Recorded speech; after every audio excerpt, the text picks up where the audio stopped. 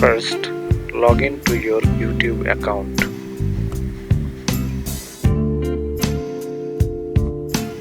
From the right side corner, click on your account. Then click on YouTube Studio.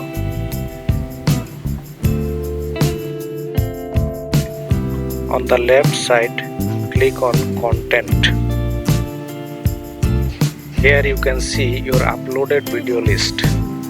Below the visibility option, click on the drop down, then you choose whatever the status you need to select. After selecting the required option, you click on the save button. For my case, I need to keep it as public, so I select public. We can select the schedule also to set the time and date when it will be automatically scheduled to our required option. You can select the schedule date from here. After selecting the date, you need to click on schedule.